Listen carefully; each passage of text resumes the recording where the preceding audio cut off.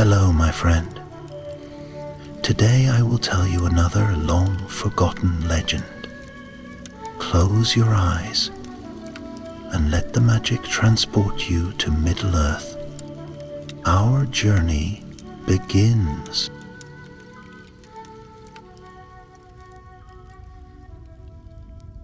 The stars hung low over the hills that night, their silver light weaving patterns upon the quiet earth. It was the kind of night that felt older than time itself, where the whispers of the wind carried secrets from forgotten ages, and the rivers murmured of things long past. The land was vast and dark, an endless stretch of rolling meadows and shadowed valleys, untouched by walls or stone. This was the land of the wild, where only the bravest dared to wander.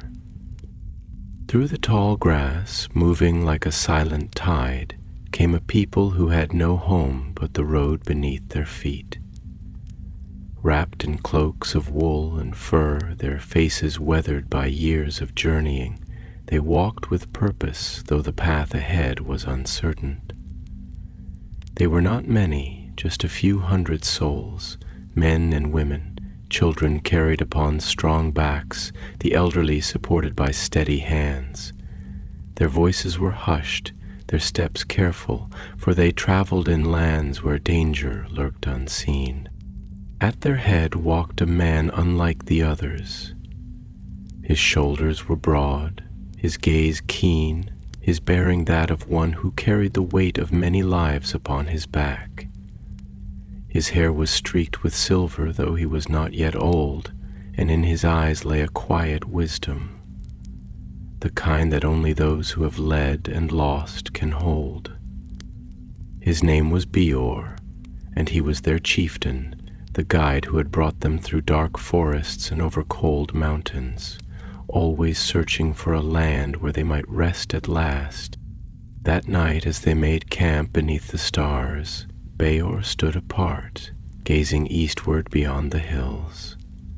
There, beyond the reach of his sight, lay the land they had heard of only in hushed stories, the land of the elves, where the trees shone with golden light and the rivers ran silver beneath an eternal sun. A land of peace, of safety, where no shadow could creep. That was the place he sought, though he did not yet know how to find it. A soft voice broke through his thoughts. You watched the darkness as though it might answer you. He turned to see his son Bëor standing beside him. Younger, stronger, his face still untouched by the full burden of leadership, but his eyes carried the same fire as his father's. Bëor had been born upon the road, never knowing a home that did not shift with the seasons. Yet he did not fear their wandering. He embraced it, knowing that one day he would lead in his father's stead. Bëor gave a small, weary smile. The darkness holds many voices, my son. Some whisper warnings, others call us forward. It is the task of a leader to know which to follow. Bëor frowned slightly, glancing back toward the camp, where the fires flickered in small circles of warmth. And what do you hear tonight? Bëor did not answer at once. The wind had changed, carrying with it a scent unfamiliar yet not unwelcome. It was the smell of leaves untouched by decay, of water drawn from the deep earth, of a world that had not known war or ruin. It was something ancient, something watching. We are being followed, he said at last. Bëor's hand went to the dagger at his belt, his body tensing. Or hunted. Bëor shook his head. No, not hunted, but we are seen, and in his heart he felt no fear. The night passed without incident, yet the feeling did not leave him, And when the dawn rose, soft and golden over the hills, he gave the order to move once more. The land was gentler now, the trees standing taller, the grass growing richer. The sky seemed vaster, the air lighter, as though the world itself were guiding them onward. But it was not the land alone that watched them. 2 days they traveled through rolling meadows, and on the third morning, as the mist clung to the earth like a silver veil, they saw him. He stood upon a hill, tall and still as a statue, his cloak shimmering faintly in the new light.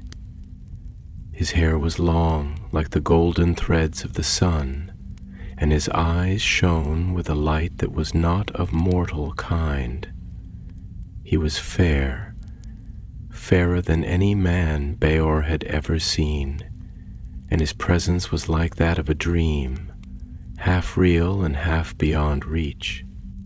The people halted, their breath caught in their throats, for they knew without doubt that this was no ordinary man. This was one of the firstborn, an elf of legend, whose kind they had only spoken of in stories. And then he stepped forward, his voice carrying across the hills, clear as the ringing of silver bells. "You have wandered far, children of men." Bëor stepped forward, his heart steady, though the weight of the moment pressed upon him. "We seek refuge," he said.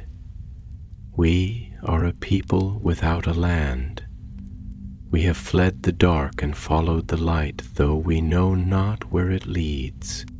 The elf studied him for a long moment, his gaze unreadable, as though he saw not only the man before him, but all the generations that would come after him. At last he smiled.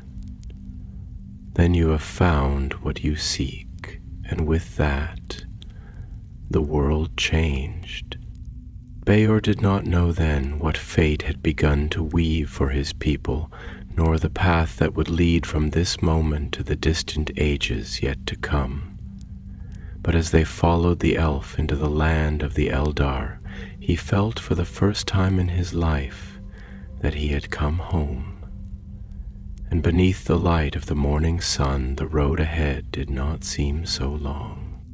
The world before them shimmered with an ethereal light, not the harsh, unyielding glow of the sun at its peak, nor the dim haze of a morning mist, but something softer, something caught between waking and dream.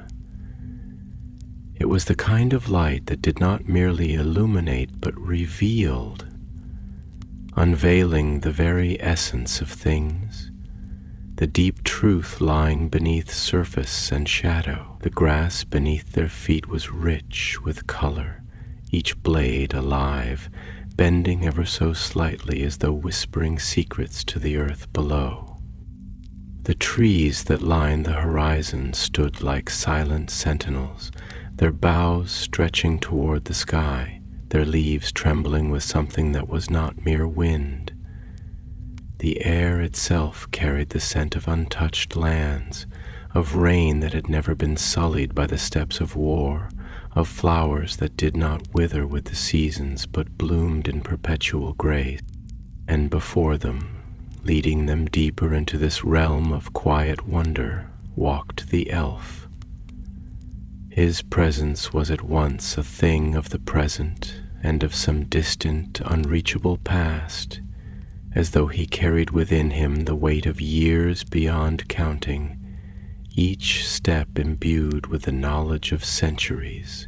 His golden hair, unbound and flowing, caught the light with every movement, and his robes, woven from some fine, otherworldly fabric, trailed behind him, whispering against the grass like the sigh of an ancient song.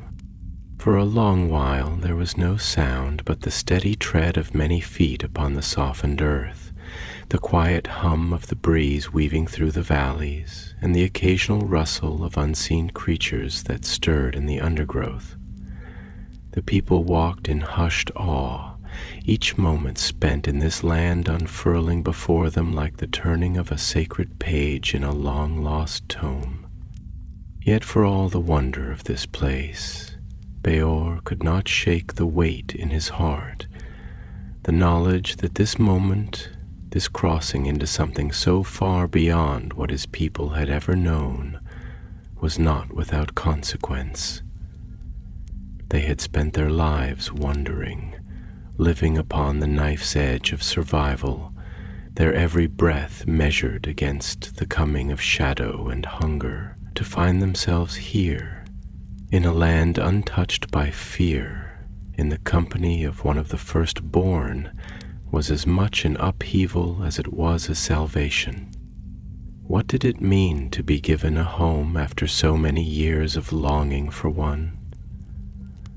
Was a man truly free when he found refuge, or was he only free in the endless motion of seeking? The elf turned to him suddenly, as though he had read the unspoken turmoil in Bëor's mind. And when he spoke, his voice was not a mere sound upon the air, but something deeper, something that reached into the marrow of the soul. "You hesitate, Chieftain of Men." Bëor did not answer at once, for he had long learned that words should not be given lightly, nor should thoughts be shared before they had been weighed. He looked into the elf's eyes, aegis and calm, filled with the light of things that no mortal man could fully comprehend, and when he finally spoke, his voice was measured, but not without a quiet ache beneath the surface. "I have walked many paths," Bëor said at last, his voice carrying the weariness of 1,000 steps upon unyielding ground, "and each path has led only to another, each road vanishing into the next like a river that does not know its own end. My people have lived beneath the open sky, our shelter no more than what we can carry upon our backs, our future no more than what the next sunrise allows us. To stand here, to look upon this land and call it home, is a gift beyond any we have been given. And yet, I wonder, when a man ceases to walk, does he cease to be what he was?"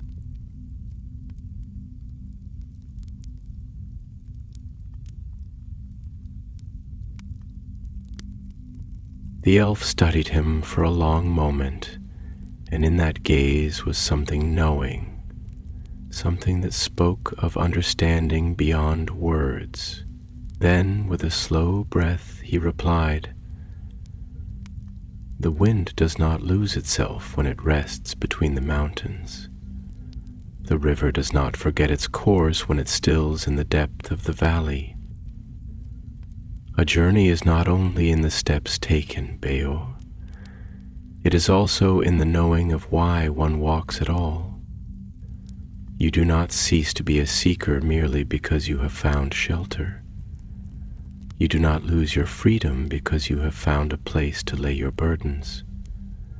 A tree does not mourn the loss of the seed, for in growing, it becomes something greater." Bëor turned these words over in his mind, feeling their weight settle into him like the roots of an old tree stretching deep into the earth. He had always known that the Eldar spoke with wisdom, that their words carried more than what was heard in sound alone, but to be the subject of such thought, to be seen so wholly, unsettled him in a way he could not name. "You see far," Bëor murmured, his eyes flickering to the hills that rose in the distance, where the light pooled in golden rivers along the slopes, far beyond what we mortals can grasp. And yet, you speak as though you know the heart of men." A quiet smile touched the elf's lips, and for a moment he seemed almost amused, though not unkindly. "I have watched the stars burn in the heavens before the world was shaped as you know it. I have stood beneath the boughs of trees that no longer exist, and I have heard the voices of rivers that have long since dried into memory. But I have also walked among men, Bëor. I have seen them rise and fall. I have seen them weep for what they have lost and rejoice in what they have found. Your hearts burn like fire, fleeting, fierce, beautiful in their transience. You are brief in this world, but your brevity does not make you lesser. It makes you luminous." Bëor was silent, for what answer could there be to such words? He looked to his son Beron, who had listened with the quiet intensity of one who knew that he was witnessing something greater than himself. The boy's hands were clenched, his shoulders taut, as though he wished to speak but held back, uncertain. "Say what weighs upon you," Bëor urged gently, knowing his son well enough to see the thoughts brewing behind his eyes. Baron exhaled slowly, his gaze shifting between his father and the elf. "If we are so brief, so fleeting, then why does it matter? If our lives are but a passing flame in the dark, why do the Eldar care at all for what becomes of us?" The elf's smile faded, not into sorrow, but into something deeper, something woven with memory. "Because, young one, the stars are also fleeting, and yet we have spent all our years watching them." And with that he turned, continuing down the path, leaving Bëor and his people to follow. The journey did not seem so uncertain anymore. The land unfurled before them like the opening of a long, forgotten book, its pages rich with golden meadows that whispered beneath the hush of the wind, silver-veined rivers that wove their way through hills untouched by ruin, and forests so deep and old that even the air within them seemed to carry the weight of forgotten songs. It was a realm where time did not move with the urgency of men's lives, but rather unfolded with a slow, measured grace, like the turning of the heavens, or the patient unfurling of the leaves in the first light of spring. And yet, despite the peace that wrapped around this land like an unseen presence, Bëor could not shake the feeling that he and his people were walking across the threshold of something greater than themselves, something woven into the very fabric of the world, something that had existed before the first man had drawn breath beneath the open sky. It was not only the land that made him feel this way, nor was it merely the presence of their elven guide, who walked with the quiet confidence of one who carried the wisdom of many ages. It was something more, something intangible, a feeling that settled deep within his chest and whispered to him of things he could not yet name. The elf moved ahead of them with a grace that defied the weight of mortal steps, his stride effortless, as though the land itself yielded before him, as though the roots of the trees bent away so that they might not hinder him, as though the wind itself was a companion that followed him with gentle reverence. His golden hair caught the light like the strands of a dawn long past, his robes shifting with each movement, their fabric woven with a radiance that did not fade, even in the dimness of the forest's embrace. He was like the embodiment of a forgotten story, a figure drawn from the distant days when the world had not yet been scarred by the dark hand of Morgoth. Bëor walked in silence for a long while, his mind caught between the present and the past, between the steps he had taken to lead his people here and the uncertain future that lay ahead. He had spent his life wandering, his heart shaped by the endless march of the road, by the weight of decisions that had never been easy, by the knowledge that each choice carried the fate of his people upon its back. And yet, for all his years of leading, for all his understanding of the world as it had been for his kind, he could not grasp what it meant to stand upon this land, to look upon the faces of the Eldar and know that they had lived for ages beyond counting. What did it mean for a man to be in the presence of those who had watched the stars when they were still young? What did it mean for a life as brief as his to stand alongside those who had no end? As if sensing his thoughts, the elf turned his head slightly, his voice carrying across the space between them like the soft ringing of a distant bell. "You are troubled, Bëor, son of Bëor." Bëor hesitated, for though he had always known himself to be a man of words, a leader whose strength lay not only in his arm but in his counsel, he found that in this moment, before this being who had lived through the shaping of lands, his thoughts felt small, like pebbles cast into the vastness of the sea. Still he did not look away. "It is not trouble that rests upon me," he said at last, his voice slow, measured, as though each word was weighed before it left his lip, "but something else, something I cannot yet name." The elf turned fully to face him now, his gaze patient, filled with something that was not quite curiosity, nor was it entirely amusement. "Then name it," he said, though his tone was not one of command, but of invitation, as though he were asking Bëor not to explain himself, but rather to seek within his own heart for the answer. Bëor exhaled slowly, his eyes drifting across the vastness of the land before them, the rolling hills bathed in the soft light of a sun that seemed gentler here, the wind moving through the grasses in great rippling waves, the rivers glinting like liquid silver in the distance.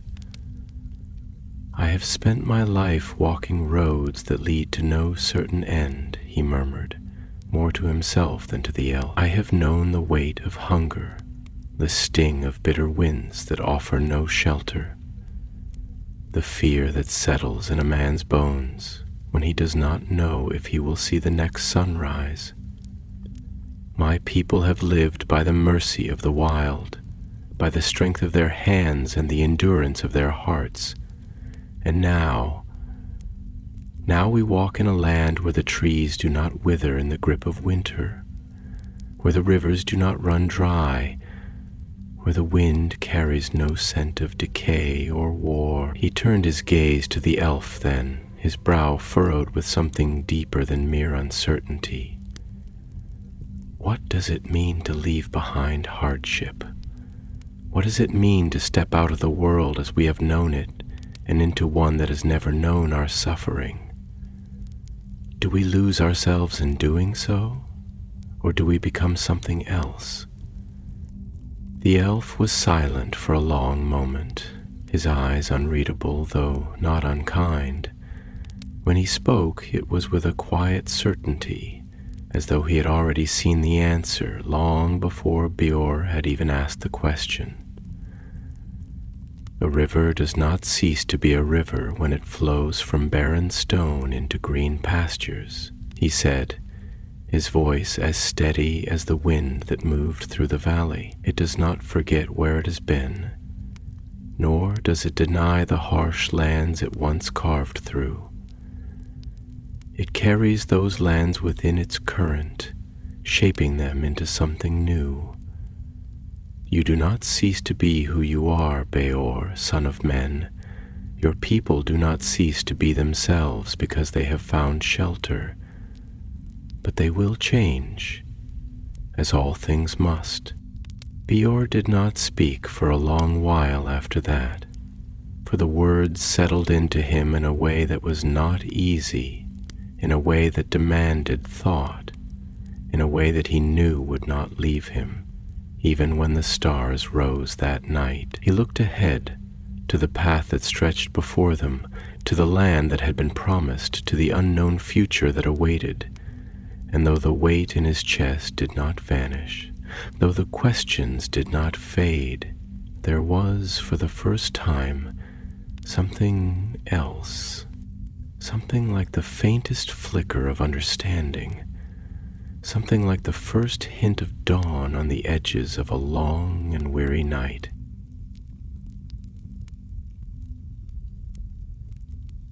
And so, without another word, he walked on.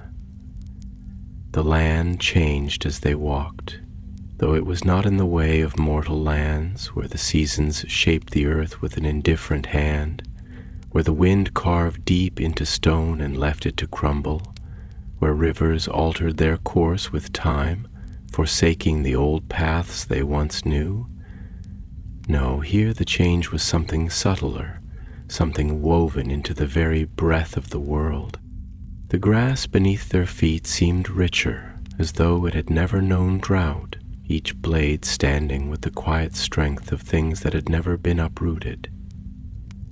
The trees that lined the valleys no longer merely stood as sentinels, but as ancient keepers of wisdom, their limbs stretching wide as though they had listened to the voices of centuries and held those whispers in their leaves.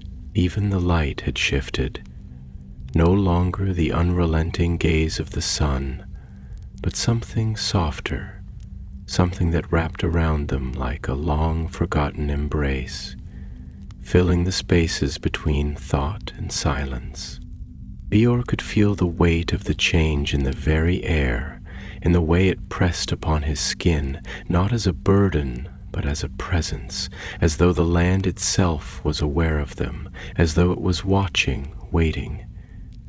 It unsettled him in a way he could not name, not with fear nor with unease, but with a quiet understanding that he had stepped beyond the world he had known. For all his years of wandering, for all the paths he had walked, he had never truly understood what it meant to be an outsider until now. Here, in the realm of the Eldar, he and his people were strangers, not in the way that men were strangers to foreign lands, where the soil might be different, but the struggles remained the same, where hunger and cold still gnawed at the bones, where the earth was as harsh and unforgiving as it had always been. No, this was different. This was a land where time itself did not press forward like an unyielding tide, where sorrow did not carve its mark upon the hills, where even the trees bore no scars of struggle. His people had always fought for each day, for each meal, for each breath that carried them forward. What did it mean to be in a place that did not ask for that fight? As if drawn by the weight of his thoughts, the elf who led them slowed his steps, glancing toward Bëor with an expression that was neither questioning nor expectant, but simply knowing. His golden hair moved with the wind, though it seemed untouched by it, as if it flowed not with the air, but with the very fabric of the world itself. His robes, woven of some fine, unseen light, shimmered faintly, as though they carried a radiance not of this land, but of something beyond the reach of mortal eyes. When he spoke, his voice was a thing of the air itself, not merely sound upon the wind, but something deeper, something that did not need to be loud to be heard. "You have walked far," the elf murmured, though it was not merely a statement of their journey. There was something beneath the words, something deeper, something that acknowledged more than the road behind them, something that spoke of years weighed in the heart rather than measured in miles. Bëor did not answer at once, for though he had spent a lifetime choosing his words carefully, this was the first time he felt as though words themselves might not be enough. At last, after a moment of quiet thought, he exhaled slowly, his gaze drifting across the land before them, the rolling hills bathed in golden light, the distant peaks that seemed to stretch toward the heavens, the rivers that wove their way through the valleys like silver threads upon a vast tapestry. "I have walked roads that have no end," he said finally, his voice steady, though laced with something quieter, something searching. "And though the path beneath my feet has changed, I do not know if I have." The elf turned to him more fully then, his gaze steady, filled with a wisdom that did not press but simply existed, waiting to be understood. "Do you believe that a man is shaped only by his hardship?" he asked, his tone gentle, though carrying the weight of something vast, something that had been considered long before this moment. "That without struggle, without the pain of the road, he ceases to be what he is?"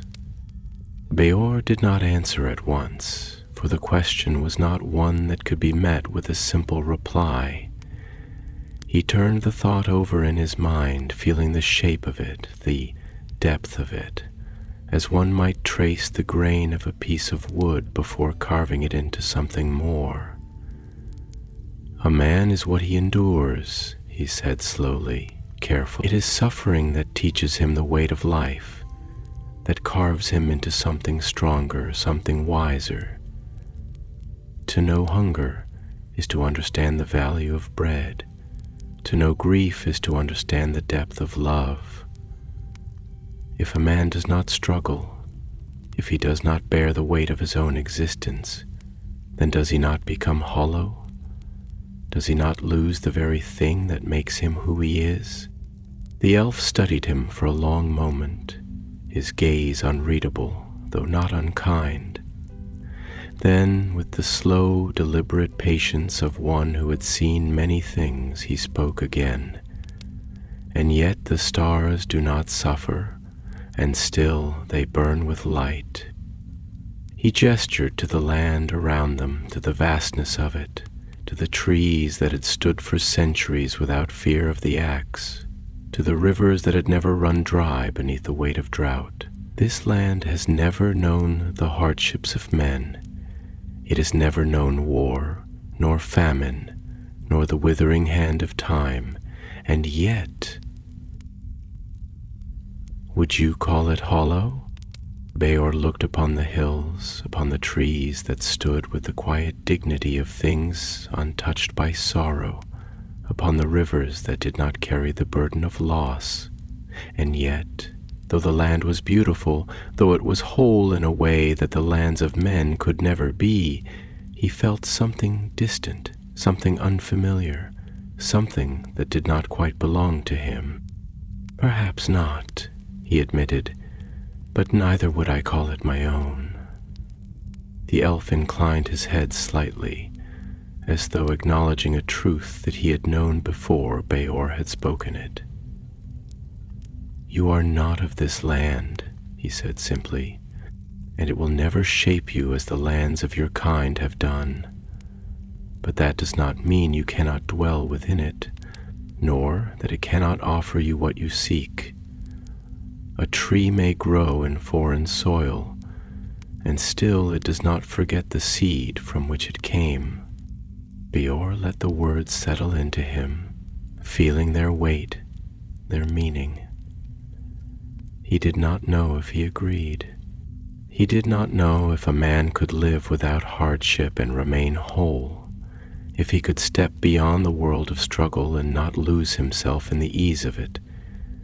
But he knew that these were questions that would not find their answers in a single conversation, nor in a single day. They would unfold with time, with the choices yet to be made, with the road still ahead. And so for now, he walked on. The path before them stretched onward like a thread of gold woven into the vast tapestry of the land, winding between hills crowned with trees whose leaves shimmered in the light of the fading sun.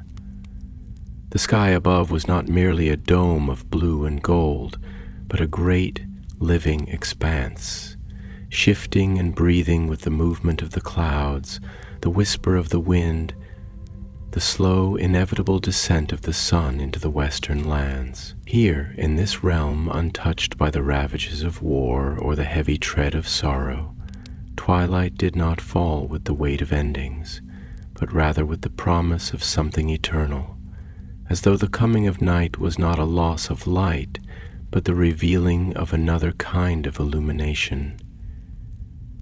The air was thick with the scent of earth and growing things, of unseen flowers blooming in the shadowed corners of the land, their fragrance mingling with the cool breath of the evening wind. The rivers they passed ran quiet, their waters glinting with the silver reflection of the stars that now began to emerge, each one distant yet near, each one bearing the memory of the light that had existed before the world was shaped. Bëor walked at the head of his people, yet his thoughts were not only upon the road before them, but upon the road that had led them here, the years of wandering, of hunger, of gazing up at the same stars from lands far less kind, lands where the wind howled not with song, but with the voice of a harsh and indifferent world. There had been nights when he had wondered if they would find such a place as this at all, if the stories of a land beyond shadow were not merely the wishes of men who could not bear the thought that suffering was all there would ever be. And now, standing within the embrace of a land where suffering did not dwell, he found himself uneasy, not because he did not welcome the peace, but because he did not yet know if he could trust it. The elf walked beside him, his stride effortless, as though he belonged not to the world, but to the air that moved through it, his steps falling as lightly upon the grass as starlight upon the surface of a still lake. His presence was not burdensome, nor did it press upon Bëor in any way, and yet it was inescapable, for to walk beside one of the Eldar was to walk in the presence of an age that no man could comprehend. There was a stillness to him, a quiet wisdom that did not boast of itself, a patience that seemed as old as the hills, as though he had seen the rise and fall of countless lives and did not grieve their passing, not out of indifference, but out of the understanding that nothing was truly lost in the great turning of the world.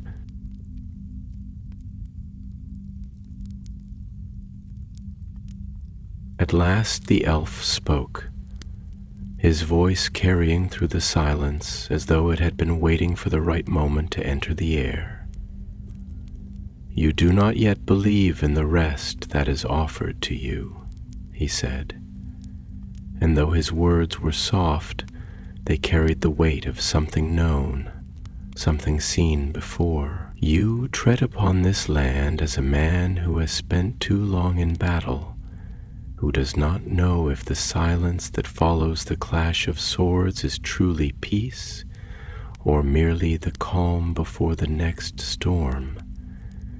You carry the past upon your shoulders, not as a thing remembered, but as a thing that still shapes your every step." Bëor exhaled slowly, his gaze turning to the darkening horizon, where the hills rolled away into the vast unknown, their forms etched in the dim glow of the setting sun. When a man has lived his whole life expecting struggle, expecting loss, expecting that nothing is ever given freely, how is he to believe in a world where those things do not exist? His voice was quiet, yet within it lay the echoes of years spent watching over his people, of carrying their burdens as his own, of knowing that the difference between life and death had often been the choices he had made. "It is not that I do not wish to believe in this peace. It is that I do not yet know if I am capable of it." The elf did not answer at once, nor did he meet Bëor's gaze immediately. Instead, he looked to the sky, to the first stars that had fully revealed themselves, their light unwavering, unchanging, untouched by the passing of years. "Do you think the stars doubt their own light?"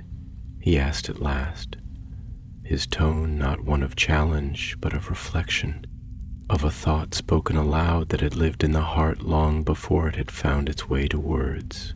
"They burn from the moment they are kindled, not because they have chosen to shine, but because it is in their nature to do so. And when they look upon the world below, when they see the lands of men and elves and all who walk beneath their glow, do you think they question whether their light is deserved?" He turned his gaze to Bëor then, and though there was no demand in his expression, there was something else, something like an invitation. "Perhaps the question is not whether you can believe in peace. Perhaps the question is whether you can allow yourself to receive it."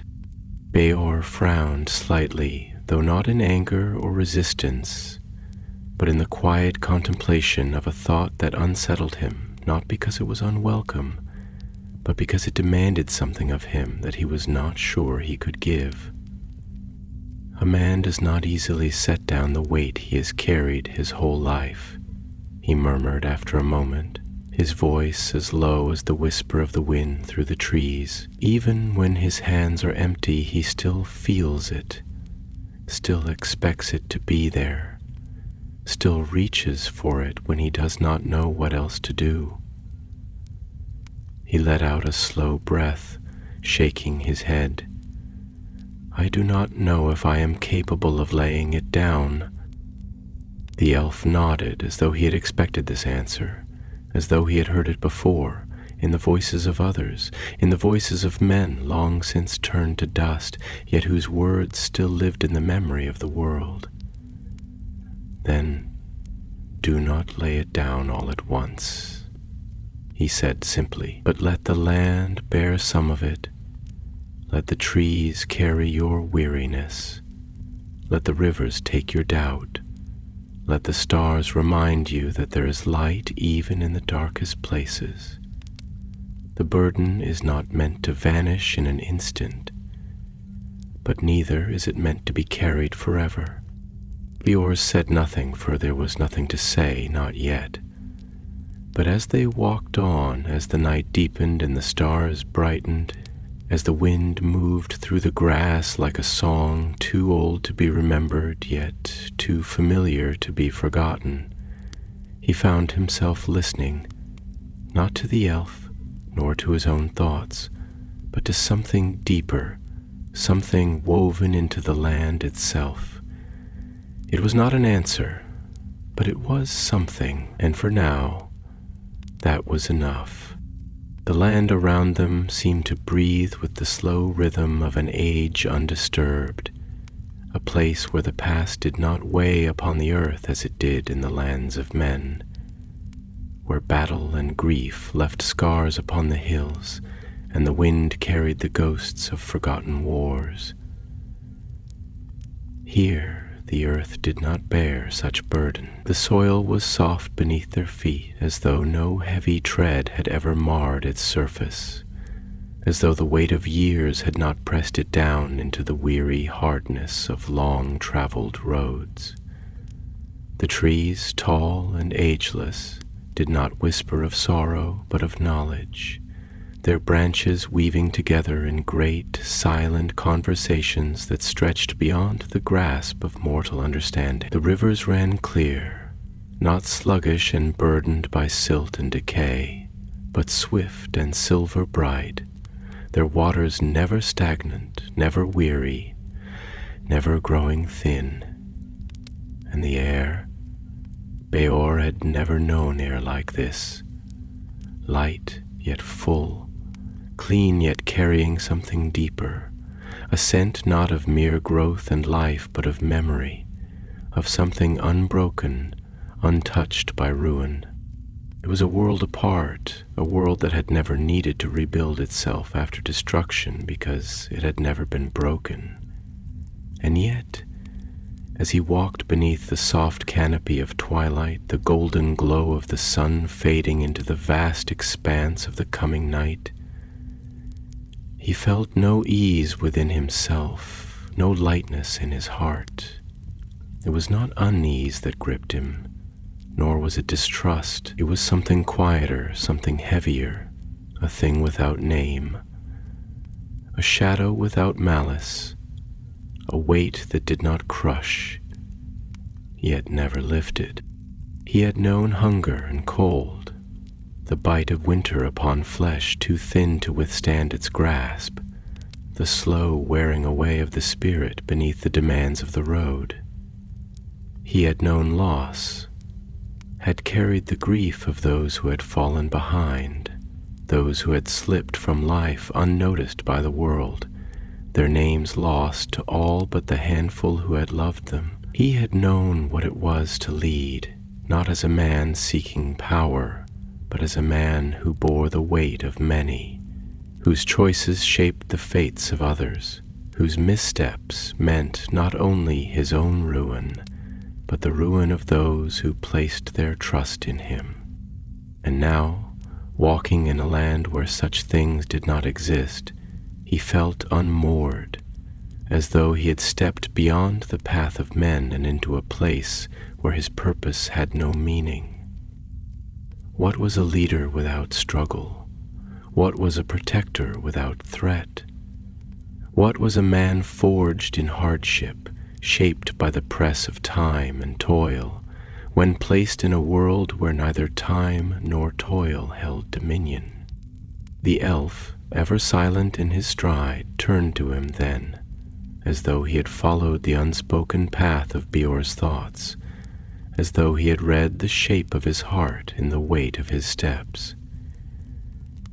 "You still resisted," he said, his voice neither chiding nor triumphant, but calm, patient, woven with the quiet certainty of one who had seen this before, had heard these same thoughts spoken in different tongues, had walked beside men whose souls bore the same burdens though they carried different names. You still look upon this land and see not what it is, but what it lacks, and in that you see yourself reflected. Bëor did not answer at once, for it was true, and truth was not a thing to be met with haste. He looked ahead, where the land stretched before them in waves of gold and silver, the night spilling over the hills like a slow tide, the sky deepening into the endless blue of the coming dark. "A man who has spent his life in shadow," he said at last, his voice quiet, measured, as though he were speaking less to the elf and more to the night itself, "does not know how to live in the light. He may walk beneath the sun, but always he will watch the edges of the world, waiting for the dark to return.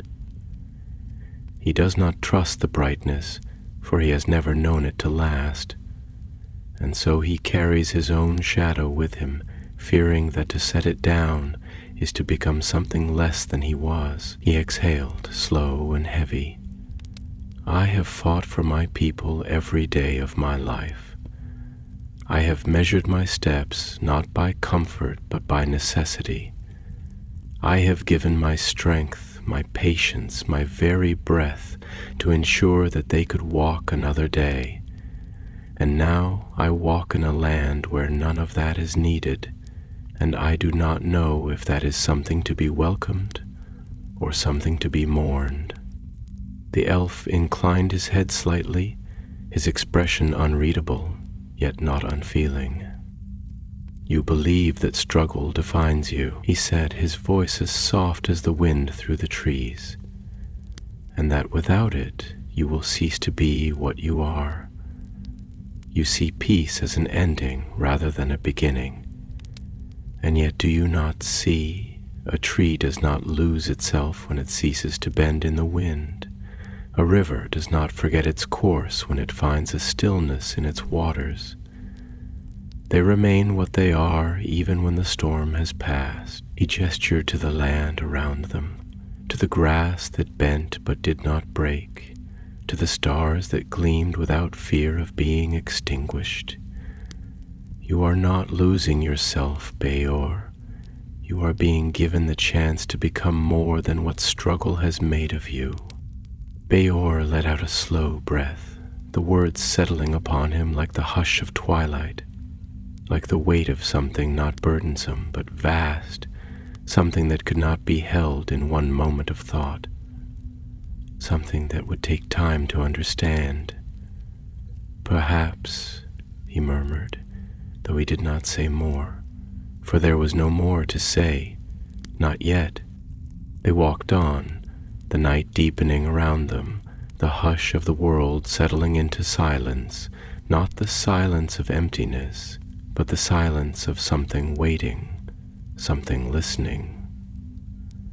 The stars burned bright above them, distant yet near, old yet undying, their light falling upon the land with the gentle touch of a memory too vast to fade.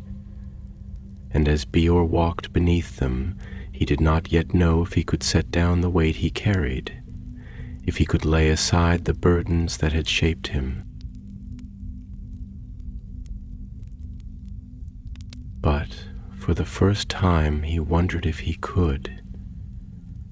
Night had settled upon the land with the soft and deliberate grace of something eternal, something unhurried, as though the sky itself had no need for urgency, no need to chase the sun in endless pursuit, no need to mourn the passing of day. The stars hung heavy in the vast darkness above, brighter here than in any land Bëor had known, glimmering not like distant flames, but like living things, old and patient, keepers of knowledge too deep for mortal tongues to name. The wind moved gently through the trees, whispering through the silver leaves with a voice that was not quite sound, but more like the presence of something unseen, a quiet watcher, listening as the world breathed in slumber. Even the earth beneath their feet seemed softer in the hush of midnight, as though it had exhaled with relief at the setting of the sun, as though the weight of light had been lifted from it for a time. And yet, for all its beauty, for all its peace, Bëor felt no release from the burden in his chest. He walked as a man whose steps had carried him farther than he had ever dreamed, and yet he still found himself searching, still found himself caught between what was and what had been. The elf walked beside him, as silent as the stars, as steady as the hills, never pressing, never urging, but simply there, watchful, knowing, patient in the way only one who had seen many ages could be. It was as though he understood that men did not change with words alone, that truth could not be given like a gift, but must be carried for a time, turned over in the heart like a stone smoothed by the river's endless touch, worn into something new only when it was ready to take its true shape. At last Bëor spoke, his voice low, not because he feared waking those who slept, but because the weight of his thoughts made it so. When I was a boy, long before I knew the weight of leading, long before I understood the burdens of men, I once asked my father why we must always move, why the road must always stretch before us, why there could never be a place where we could stay, a place where we could rest without fear of hunger, without fear of cold, without fear of the shadows that followed us. He paused, his breath slow and steady, his gaze lost in the darkened horizon. He told me that the road was life itself, that to stop moving was to grow stagnant, to wither, to become something weak, that a man must always have something ahead of him, something to strive toward, or else he would cease to be a man at all. The elf listened, unmoving, his expression unreadable, though not unfeeling. He let the silence stretch between them, let the weight of the words settle, as though waiting for them to find their true meaning before he answered. "And do you still believe that?" he asked at last, his voice as quiet as the wind through the trees, yet carrying within it something vast, something that stretched beyond the moment, beyond the words themselves. Bëor hesitated, for it was not an easy thing to answer. He had lived by those words, had shaped himself by them, had carried them within him through every hardship, through every loss, through every night spent beneath an unforgiving sky. And yet here, in this land that asked nothing of him, in this place where the road did not demand his strength, where he was not required to fight, to endure, to struggle, he did not know if they were still true. "I do not know," he admitted, and the words felt heavy, felt foreign upon his tongue, for he was not a man who often spoke without certainty. "I have spent my whole life believing that suffering was what shaped a man, that without it he would become something lesser, something weak. But now, walking here, I find myself wondering, was it the road that made me strong, or was it the belief that I could not stop walking?" The elf inclined his head slightly, as though he had expected the question, as though he had waited for it. "Strength is not found in the suffering itself," he said, his voice thoughtful, deliberate, "but in what is carried through it. A fire does not burn brighter because the wind fights against it. It burns because it has fuel, because it has something within it that refuses to be extinguished. You have endured much, Bëor, but you have mistaken the endurance for the purpose. The road did not make you who you are, you did. The choices you made, the love you bore for your people, the determination to protect them, that is where your strength lies, not in the hardship itself." He gestured to the land around them, to the hills that lay beneath the starlit sky, to the rivers that ran silver in the moonlight. "You believe that without the road, without the struggle, you will lose that strength. But a sword does not forget how to cut simply because it has been laid down. A warrior does not become less because he is given the chance to rest. You do not cease to be yourself simply because the world has stopped asking for your suffering." Bëor was silent for a long moment, his thoughts turning over, pressing against the edges of understanding, though not yet finding purchase. He had never thought of himself apart from the trials he had faced, had never considered that his worth was something more than what he had endured.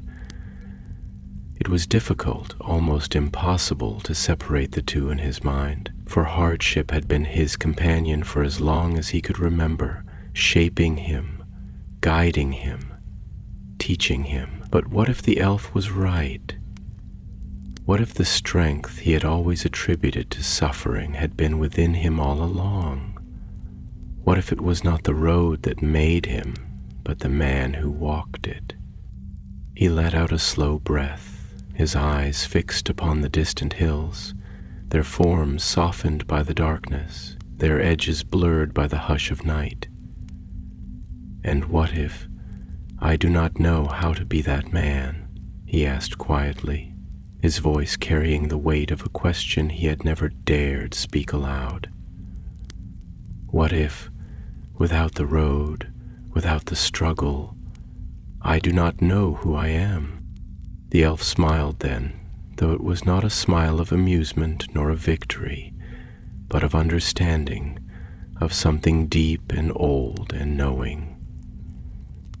"Then, perhaps," he said gently, "it is time to find out."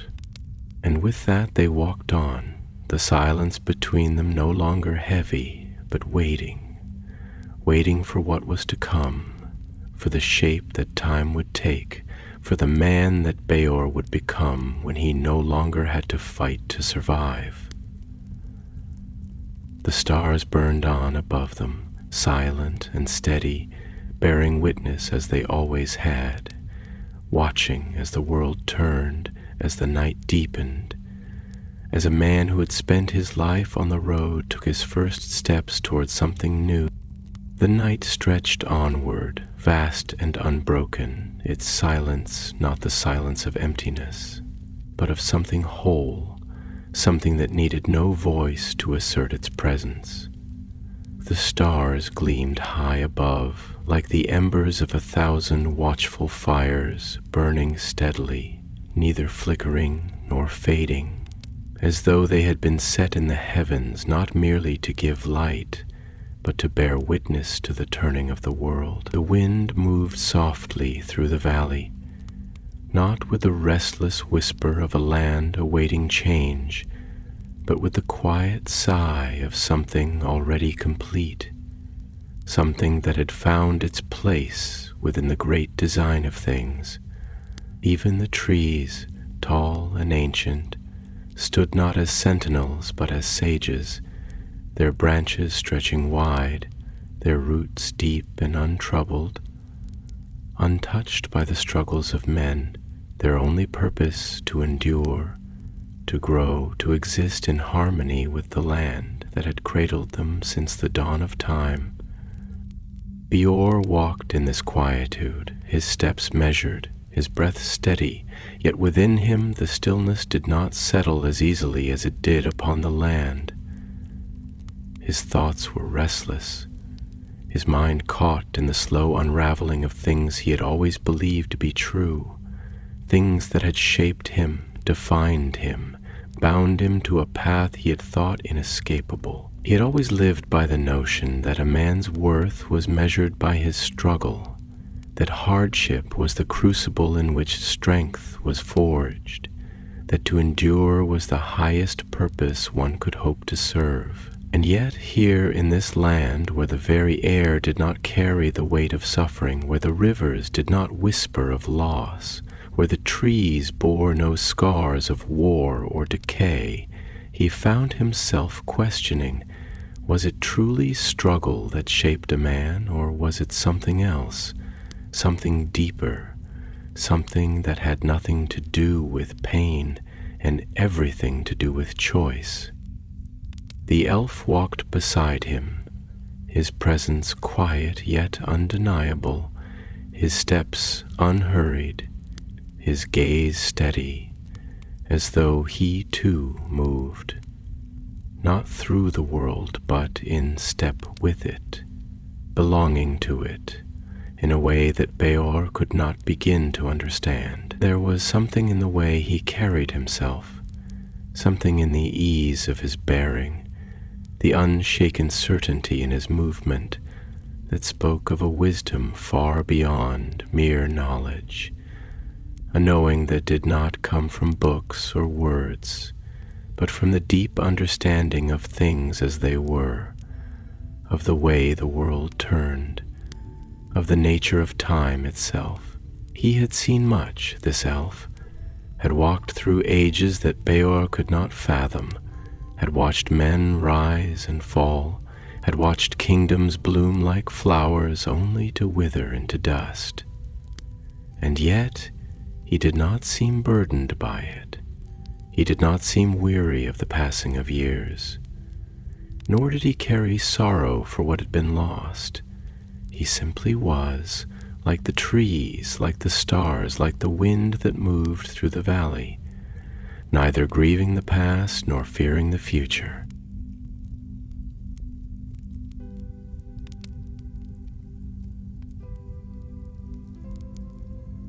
Bëor turned to him at last, his voice quiet, his words slow, as though each one was being weighed before it left his lips. "You have seen more years than I can comprehend," he said, his gaze steady, searching, though not demanding. "You have watched the world change, have seen the turning of countless seasons, have known the rise and fall of things that have long since passed into memory. Tell me then, does suffering make a man, or does it merely test him? Does hardship shape us, or does it only reveal what is already there? The elf did not answer at once. He walked a few paces more, his golden hair catching the light of the stars, his robes shifting with the movement of the wind, before he finally spoke, his voice calm, thoughtful, carrying the weight of centuries, yet as gentle as a river running over smooth stone. Suffering is a fire, he said, but fire does not create. It only tempers, only burns away the excess, only leaves behind what was already strong enough to endure it. You believe that struggle has made you who you are, but tell me this, if you had never known hardship, if you had never walked the long road, if you had been given peace from the start, would you still be the man you are now, or would you be something else? Bëor frowned slightly, his brows drawing together, for the question was not one that could be answered easily, nor was it one that he had ever dared ask himself. I do not know, he admitted, and the words felt strange, for he had always thought of himself as a man of certainty, a man who understood the way of things, a man who did not question what was given, only endured it. Perhaps I would be lesser, perhaps I would not know strength, perhaps I would not have become the leader my people needed. He exhaled, shaking his head. But perhaps I would not have had to become that man at all. The elf nodded, as though he had expected this, as though he had heard the same words spoken in different tongues, by different men, across the long ages of the world. And is that such a terrible thing? He asked, his voice quiet, yet carrying with it the weight of something vast, something that stretched beyond the confines of mere words, to live a life without suffering, to lead not because it is necessary, but because it is chosen, to find strength not in hardship, but in love, in joy, in the simple act of being. Would that be so terrible, Bëor, son of men? Bëor did not answer, for the words settled into him in a way that could not be answered easily, in a way that demanded thought, in a way that would not leave him, even when the stars faded into the coming dawn. He had always believed that the road had made him, that the struggle had given him purpose, that to endure was the highest form of strength. But what if strength was not merely the ability to bear pain? What if it was something more?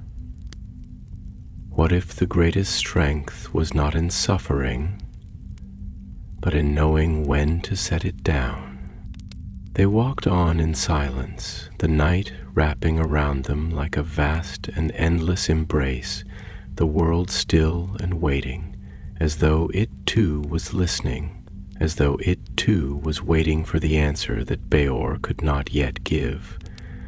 The wind whispered through the trees, carrying with it the scent of earth, of water, of something untouched by time, and the stars watched from above, silent and knowing, as they always had, as they always would. And Bëor, for the first time in his long journey, did not search for the next step, did not measure his worth by the road ahead, did not brace himself for the hardship to come. For the first time, he simply walked. The night slowly waned, yet the world did not hurry toward dawn. It seemed to hold its breath, lingering in the quiet embrace of darkness, as if reluctant to surrender to the coming of the sun, as if the stars themselves wished to linger a little longer before they were swept into the veil of day. The sky, still vast and deep, carried the last flickering embers of the night's fire, the stars pale now, no longer burning with the fierce clarity of midnight, but softened, as though they too were growing weary, slipping into some quiet rest beyond the sight of mortal eyes. The wind had gentled to a mere whisper, a voice so faint that it barely stirred the leaves upon the great trees that lined their path. Even the land seemed still, not with the heavy silence of waiting, but with the hush of something ancient and knowing, as if it understood that this moment was meant to be slow, was meant to settle deep into the bones of those who walked beneath its sky. Bëor had never known such a place, a land so unburdened by sorrow, so untouched by the weariness of time. It was not that it was free of memory, no. He could feel the weight of ages here, could sense the long history that ran beneath the roots of the trees, beneath the stones that lay half buried in the soil, beneath the very air that he breathed. But it was a different kind of memory, not the kind that clung to the world like old wounds, but the kind that rested gently, like a song remembered, like the echo of something that had once been sung in the heart of the world and still lived, not as loss, but as something whole. He had spent his life walking upon lands that bore scars, lands that carried the echoes of battle, of hunger, of grief, lands that had been shaped by the struggles of men and had never been allowed to rest. But here, in this place that had known neither war nor famine, nor the slow decay of time's relentless march, he felt as though he had stepped beyond the world he knew, into something that should not have been possible. And yet, for all its beauty, for all its peace, he still carried his questions with him, still bore the weight of thoughts that would not leave him, thoughts that pressed against the edges of his understanding, demanding answers he did not yet know how to give. He had never feared hardship, had never resented the struggle that had shaped his life, had never wished for an easier road. And yet now, walking in this land where struggle was not needed, he found himself uneasy, not because he did not trust it, but because he did not know if he could exist without it. He turned to the elf beside him, the one who had walked in silence, always near, never pressing, never urging, but simply waiting, watching, as though he knew that the answers Bëor sought could not be given, they had to be found. "I do not understand this land," Bëor admitted, his voice quieter than he had meant it to be, as though he too did not wish to disturb the stillness around them. "I do not understand how a place like this can exist, untouched by sorrow, untouched by the weight of the world. Everywhere I have walked, the land has borne the scars of those who have lived upon it, has carried the grief of those who have suffered, as if the very earth remembers. But here, there is nothing of that. It is as if this place has never known pain. How can that be? How can the world allow such a thing to exist?" The elf did not answer at once. He walked a little further, his steps slow, deliberate, his gaze cast toward the horizon where the first faint traces of dawn were beginning to stir, a thin silver light creeping across the sky, touching the edges of the hills with the soft glow of something new, something waiting to awaken. "The world is vast, Bëor," he said at last, his voice like the wind through the trees, quiet yet carrying something deep, something unshaken. "It is not only a place of sorrow. It is not only a place of war. It is not only a place of struggle. There are places where the wounds of time have not yet touched, places where the burdens of men do not weigh heavy upon the land. The world is not shaped only by suffering. though suffering is a part of it. There is joy too. There is peace. There is beauty that exists for its own sake, beauty that does not ask for struggle in order to be earned, beauty that simply is. He glanced toward Bëor then, his eyes steady, golden as the light of dawn itself. But you do not trust that, do you? You do not trust that a thing can be given freely. You have lived too long in a world that asks for pain as its price. Bëor exhaled slowly, his steps slowing, his gaze turning toward the land around him, toward the hills that seemed to roll on forever, unbroken, untouched, toward the trees that had never known the axe, toward the rivers that had never run dry. No, he admitted after a long pause, his voice tinged with something like regret. I do not trust it.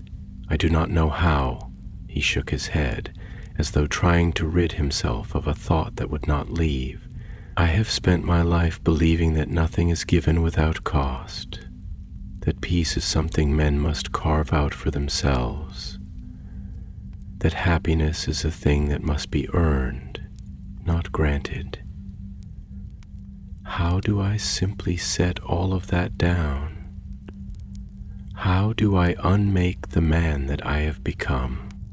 The elf tilted his head slightly, as though studying him, not with judgment, but with something like patience, something like understanding. Perhaps you do not need to unmake yourself, he said, his voice as calm as the sky before dawn, as steady as the roots of the mountains. Perhaps you only need to allow yourself to become something more. Bëor did not reply, for he did not know how. He did not know if he could believe it, if he could let himself believe it. But as they walked on, as the first light of morning touched the land in gold and silver, as the night finally loosened its hold and let the day take its place, he felt for the first time the smallest flicker of something new, something that was not certainty, but was not doubt either. It was a question left unanswered, a door left open, a road that did not yet have an end. And for the first time he wondered if that too could be enough.